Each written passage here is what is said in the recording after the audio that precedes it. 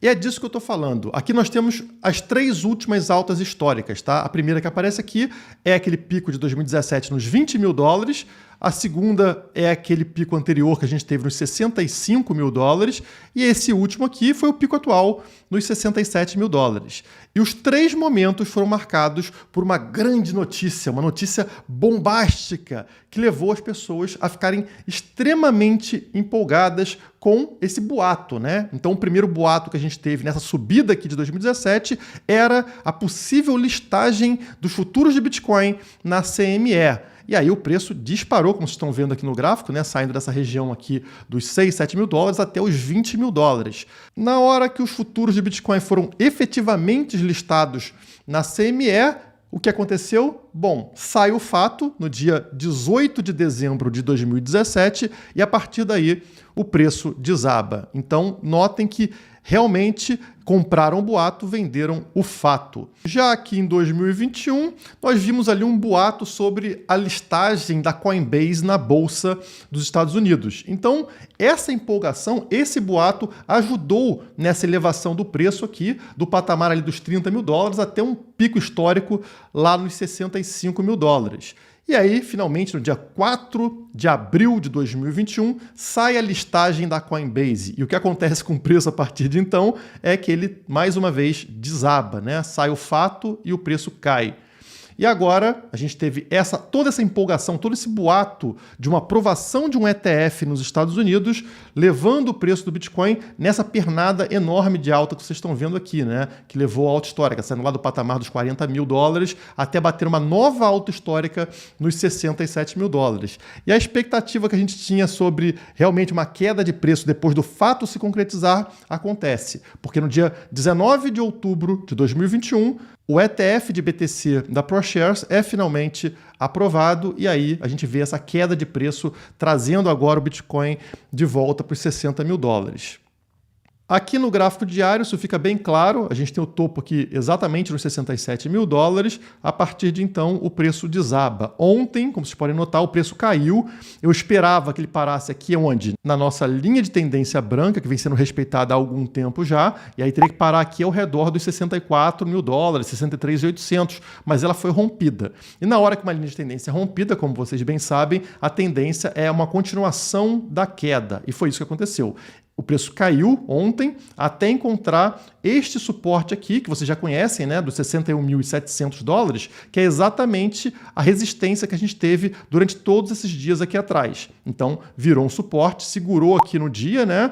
E aí passamos para o dia de hoje e olha só, este suporte foi rompido. Como vocês estão vendo aqui, o preço no momento está em 60.700 dólares, mas chegou a bater aqui, ó, em 60 mil dólares exatamente, tá? A mínima, na verdade, foi 59.950, tá?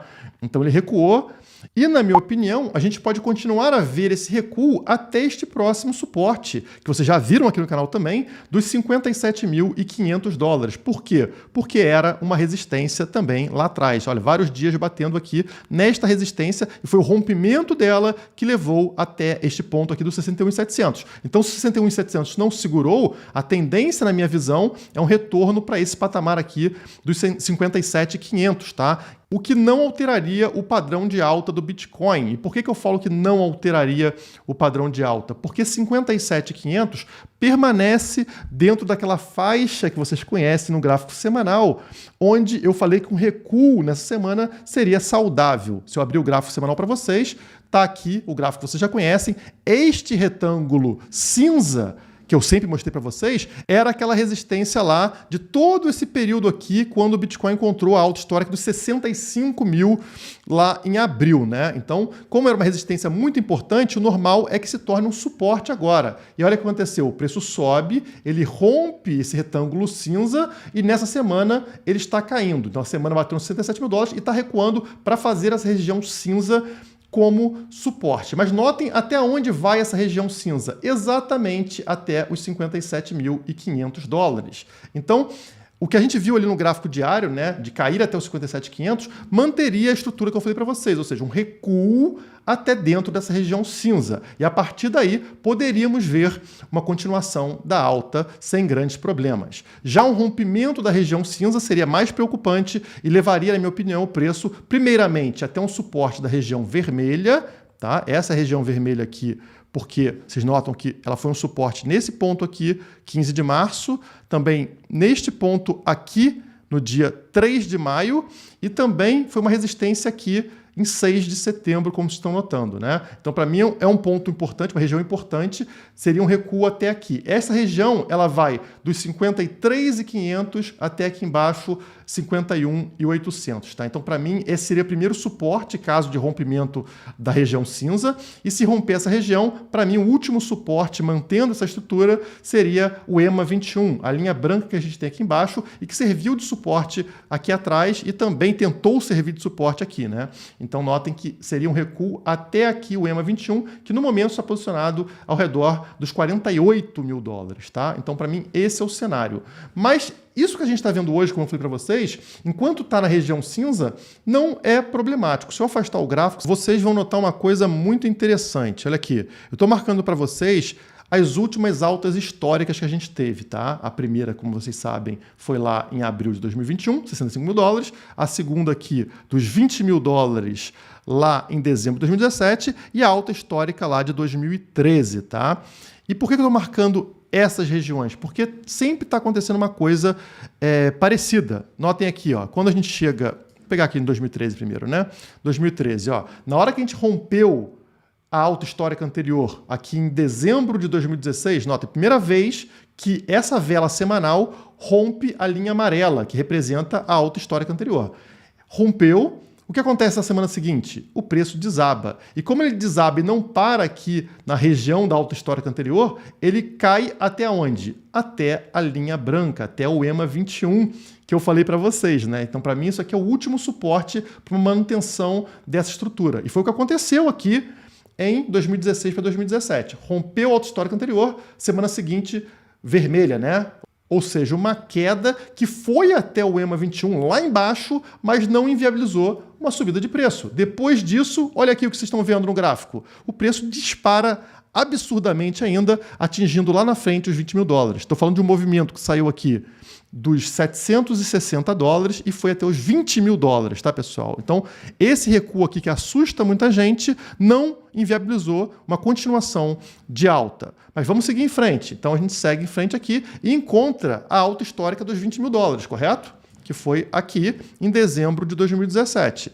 E ficamos todo esse período abaixo da alta histórica. Ela só foi rompida nesse momento. A primeira vela a romper a alta histórica acontece na semana de 30 de novembro de 2020. Olha aqui, o preço rompe aqui. E o que acontece na semana seguinte, pessoal? Vela vermelha, preço recua. Mas desta vez ele recua pouco, ele não vem até aqui a linha branca, o EMA 21. Por quê? Porque ele fica dentro do que é atualmente a nossa região cinza que eu mostrei para vocês, né? Então faz um recuo, segura nessa região e a partir daí ele continua disparada até chegar numa nova alta histórica nos 65 mil dólares. Também uma disparada aqui dessa região aqui, ó, chegou a bater em 17.800 dólares e foi até os 65 mil dólares. Mais uma puxada muito forte. E agora que a gente está vendo, ó, mais uma linha amarela para vocês. Dos 65 mil dólares, né, que era a alta histórica, a gente levou esse tempo todo para voltar e romper aqui essa linha amarela, romper a alta histórica anterior. E nesta semana atual, o que a gente está vendo? Para variar, uma vela vermelha que está vindo aqui justamente para a região cinza. E o que eu falei para vocês é, se segurar nessa região cinza, vai ficar muito parecido com o que a gente viu aqui em 2020, né? Na hora que a gente rompeu a alta histórica de 2017. Então, né, uma quedinha pequena, relativamente pequena, e a continuação da alta. Já se a gente tiver uma queda mais pronunciada, chegando até a linha branca, até o EMA 21 aqui embaixo, né, nos 48 mil dólares, a gente permanece numa estrutura de alta, mas aí parecido mais com esse momento anterior que eu mostrei para vocês, né? Esse momento aqui de 2016 para 2017, onde a gente tem um rompimento né? Tem um rompimento da alta histórica anterior, da linha amarela aqui, e aí depois afunda até a linha branca, até o EMA 21, e depois permanece a alta. Então, até 48 mil dólares, tudo ok com relação à nossa estrutura de alta. Tá? Só abaixo desses 48 mil dólares, abaixo do EMA 21, que seria problemático. Mas vamos ser otimistas e esperar que a região cinza segure o preço nessa semana para a alta continuar numa semana seguinte. Uma coisa que me faz duvidar que os 67 mil dólares tenha sido a alta histórica desse ciclo de alta é o seguinte. Neste gráfico aqui, vocês estão vendo o preço do Bitcoin na cor preta, né? Essa linha preta que vai subindo com o passar do tempo. A linha azul é a média móvel de 20 semanas no gráfico semanal. Esse aqui é o gráfico semanal. E existe uma coisa interessante. Notem que ao longo de um ciclo de alta, como por exemplo aqui em 2011 ou por exemplo aqui em 2017, a linha azul ela aponta para cima. Ela está no formato de subida, parece, né, que está subindo uma montanha. E esse gráfico está marcando o início da subida, que é sempre essa linha verde na vertical, e o fim da subida, que é sempre a linha vermelha na vertical. E aqui vocês têm a contagem de semanas. Então, aqui em 2011, nós tivemos 43 semanas com a linha azul apontando para cima.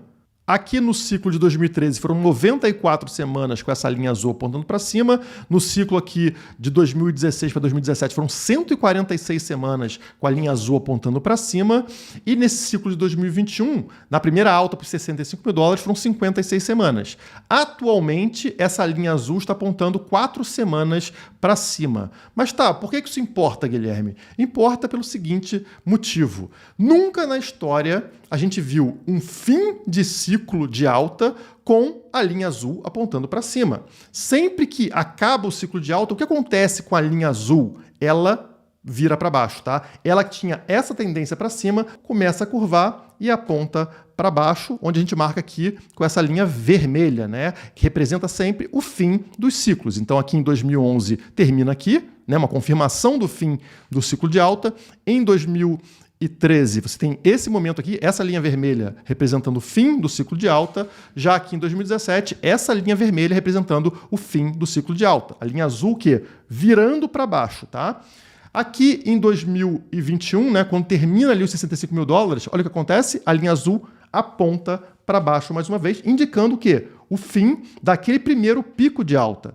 Só que o que a gente está vendo agora, pessoal? A gente está vendo a linha azul neste mesmo ciclo apontando para cima. E nunca na história a gente viu a alta terminar com a linha azul apontando para cima. Essa estrutura aqui é inédita, seria inédito, tá? A gente vê linha azul para cima e fim do ciclo de alta. Então não faz muito sentido, historicamente e graficamente, 67 mil dólares ter sido o topo. Parece muito mais uma correção do que um fim de ciclo.